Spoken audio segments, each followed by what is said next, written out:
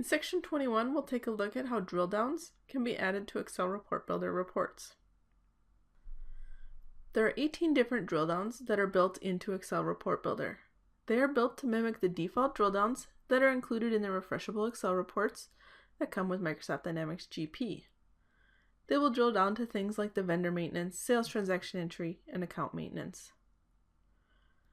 For a drill down to work from a refreshable Excel report, you need to be logged into Microsoft Dynamics GP on the same machine that Excel is running. You also have to be logged into the appropriate company for the data and have access to the window, SmartList, or extender form that is going to open. When adding a drill down, parameters do have to be defined. The parameters are set up so that the drill down knows what data to retrieve from the Excel data and send it in the call to Microsoft Dynamics GP. The parameters required by the drill down will need to be mapped to the data included in that specific Excel Report Builder setup that it is being added to. Once a drill down is added to an Excel report, you'll be able to drill down on the field selected and have it open the appropriate window in Microsoft Dynamics GP. So let's now add a drill down to our Excel Report Builder setup. To add a drill down to our receivables transactions, we have to pull it up in Excel Report Builder, and then we hit the drill down button at the top, and it'll launch the drill down window. Here we can click Add since we don't have any. And the first thing we have to do is pick which column in this list do we want to have our drill down on. It's going to create a hyperlink type of drill down on a specific field.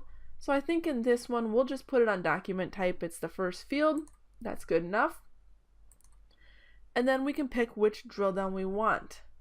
Now any of the ones that start with open are built into Excel Report Builder. Any of the ones that aren't open are custom ones that I've done. Or if you named one open, then of course that wouldn't be built in. But any of the ones you see here are built into Excel Report Builder. We want to just go to our customer maintenance from this just to pick an easy one. So we're just going to use the open customer number. And then it has a parameter here where it's asking me to tell it where the customer number in my data is. Depending on which list you pick, there's different parameters there that you need to make sure you populate. Sometimes you can leave that empty, sometimes you can't, depending on what the field is. But we're going to go to customer number, and then we'll map this. And we can pull the customer number out of almost any of those tables. I'm going to use the RM sales work file. It's our first table. That's generally the best option if you're trying to do this. So we'll save that, save this, say OK. And we'll click publish and publish again and overwrite. And now when we go to that file, you can see that if I hover over document type, it turns to a hand, whereas any other is the plus sign. But when I hover over it and it goes to that hand icon, and then we sit there long enough, we actually get to see that drill down happening. So it's going to open our customer number and pass through the customer number there of Aaron Fitz. So if I click on this record, we get a message out of Excel. It's just a security notice saying that it's identified a potential security concern. The reason you get this is that it's going to external data. It's a hyperlink going somewhere else. Excel says anytime you go somewhere else, you have to tell me that you trust the location you're telling me to go. Well, we trust GP, so we'll say yes.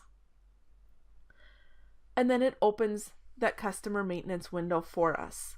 And you can see that it put Aaron Fitz in there and pulled up the data.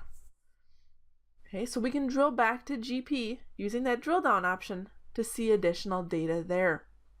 Now when I do that, I have to have GP open.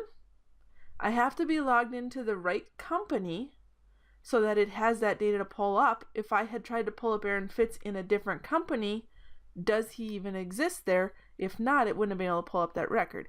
If he did, it would have pulled up the Aaron Fitz record, but it might have been the wrong record, right? We're in Fabricam, so if I try and pull it up in a different company, it might be totally different data.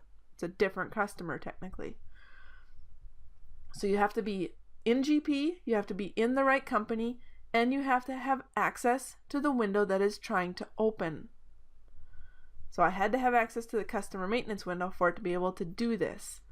If I do something like close GP and then try and do this, I say yes to the message, and then I get an error out of the drillback saying that it couldn't establish a connection to GP. Be sure that you're logged onto the appropriate company and try again.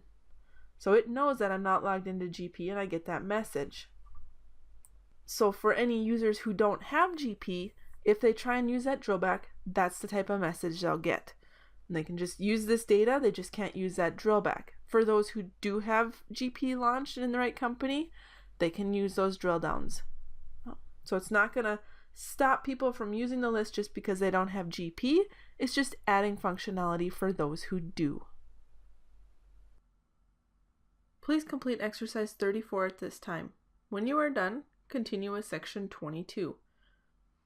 If you'd like to see exercise 34 completed by me, please play the section 21 exercise review.